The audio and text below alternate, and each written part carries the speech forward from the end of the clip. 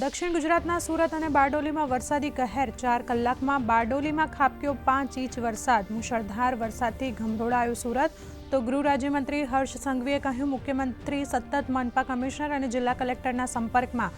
રાજ્યમાં વરસાદનું yellow alert, 15 dam high alert ઉપર। મુખ્યમંત્રી ભૂપેન્દ્ર પટેલની અધ્યક્ષતામાં મળી કેબિનેટની બેઠક। રાજ્યમાં ભારે વરસાદ અને સુરત સહિતના વિસ્તારોમાં ભારે વરસાદ અંગે સમીક્ષા। રથયાત્રાની તૈયારીઓ સાથે 26 જૂનથી શરૂ થનારા શાળા પ્રવેશોત્સવ સહિતના મુદ્દે સમીક્ષા। 4 વાગે કરવામાં આવશે બ્રીફિંગ।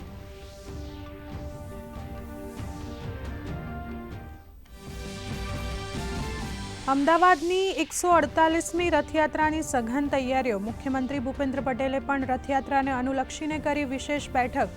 ગૃહ રાજ્યમંત્રી હર્ષ સંઘવી સહિત ગૃહ સચિવ M.K. દાસ અને રાજ્યના પોલીસ વડા સહિત અમદાવાદ પોલીસ કમિશનર પણ બેઠકમાં હાજર।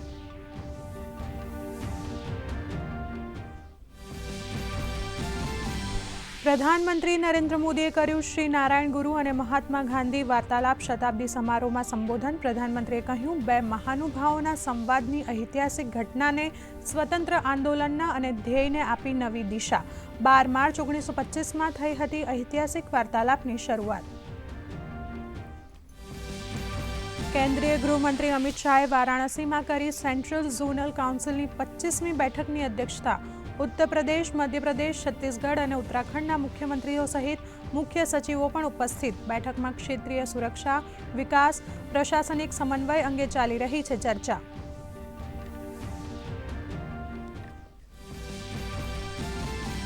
વડોદરામાં સતત બીજા દિવસે શાળાને બોમ્બથી ઉડાવી દેવાની ધમકીનો મળ્યો ઈમેલ। નવરચના શાળા બાદ રિફાઇનરી CBSE સ્કૂલને ઉડાવી દેવાની ધમકી।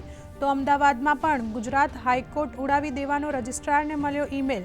બોમ્બ સ્ક્વોડ અને પોલીસે શરૂ કરી તપાસ। ડોનાલ્ડ ટ્રમ્પે ઈરાન ઇઝરાયલ વચ્ચે કરેલા યુદ્ધ વિરામનું નેતન્યાહુએ કર્યું સમર્થન। કહ્યું, જો ઈરાને યુદ્ધ વિરામનું કર્યું ઉલ્લંઘન તો આપીશું જોરદાર જવાબ। ઈરાને ઇઝરાયલ પર કરેલા મિસાઇલ હુમલામાં 4 લોકોના થયા મોત।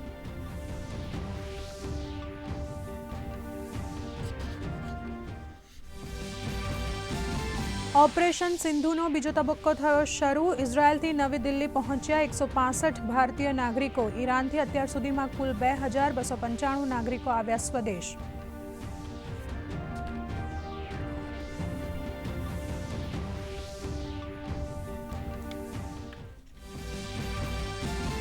ઈરાન ઇઝરાયલ વચ્ચે સીઝફાયરના એલાનના પગલે કાચા તેલની કિંમતો અઠવાડિયાના સૌથી નીચલા સ્તરે।